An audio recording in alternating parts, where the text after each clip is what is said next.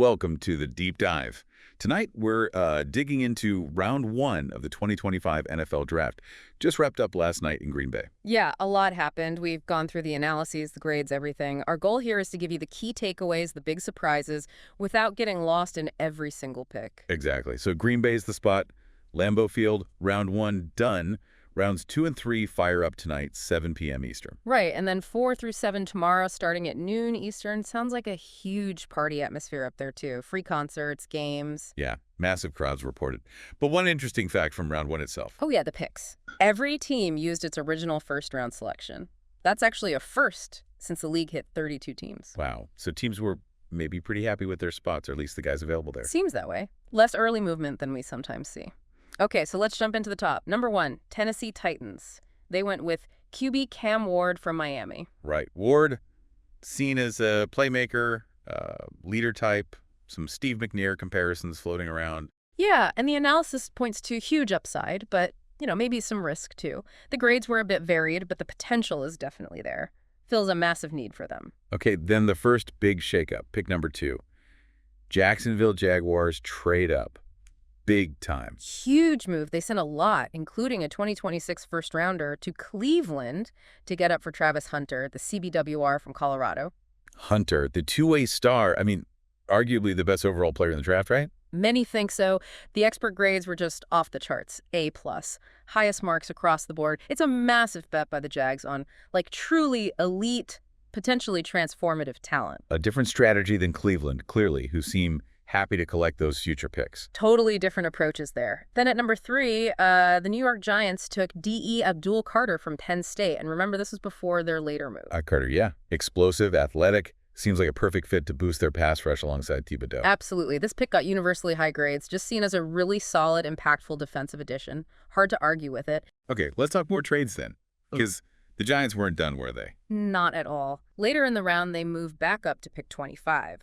Traded with Houston, gave up some significant day 2 capital, and future picks, too. To get QB Jackson Dart from Ole Miss. Exactly. And this is where it gets interesting. They took Carter earlier, and Shitter Sanders, another top QB prospect, was still available. So taking Dart there, Yeah.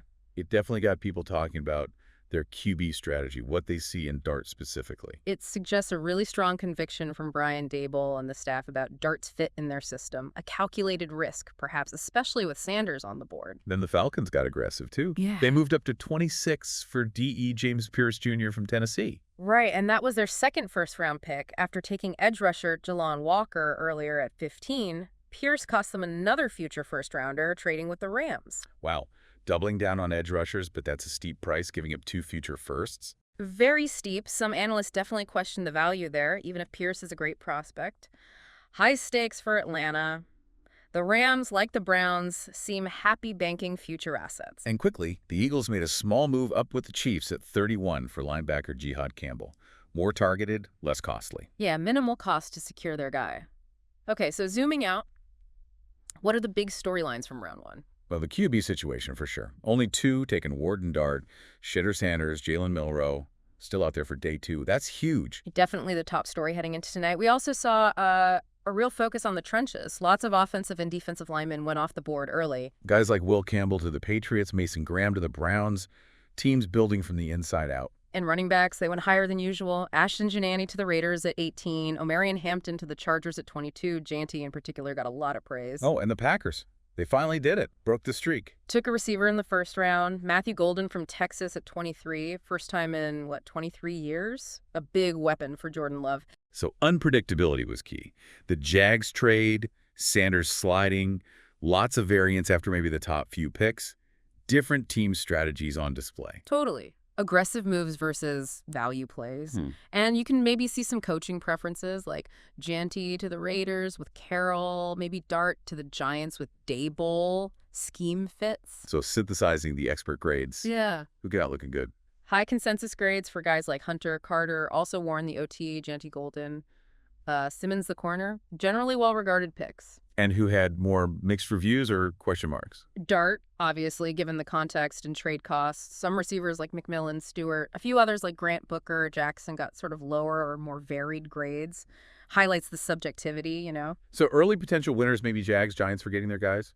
Colts, Raiders, Packers, and maybe losers or question marks for teams like the Panthers, Bengals, Dolphins, maybe Falcons and Giants too, just because of the trade costs. That's a fair initial assessment, yeah. The winner and loser is always tough right after the draft, but Browns and Rams clearly won on future capital. Okay, looking ahead. Day 2 tonight. Who are the best available that people should watch for? Number 1 is Shitter Sanders. Where does he go? That's the drama. Also, edge Mike Green, receiver Luther Burden III, corner Will Johnson Jr., safety Nick Emenwari. And more running backs too, right? Yeah. Anderson, Judkins, Caleb Johnson, Milroe still out there at QB. Yeah, plenty of talent left. Teams like the Browns, Bears, Seahawks, Bills, Texans have multiple picks early tonight.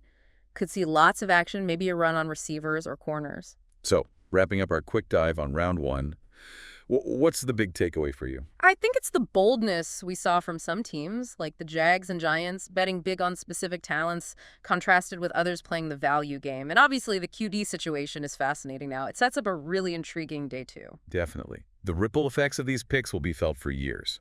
If you want to dig deeper into any specific team or player, check out the detailed expert analyses from our sources. The draft's just getting started. Right. And maybe something to think about as you watch the next 2 days. Yeah. With all these high picks, especially the big swings on guys like Hunter or Dart, how much pressure is there for immediate impact? How quickly do these teams need these guys to be stars to justify the investment? That translation from potential to production, that's the real story long term. I've included links with more details in the description below, so be sure to check those out. And while you're at it, don't forget to subscribe to our channel, Deep Dive, like the video, and ring the bell for more helpful content. Thanks so much for watching, and have a great day ahead.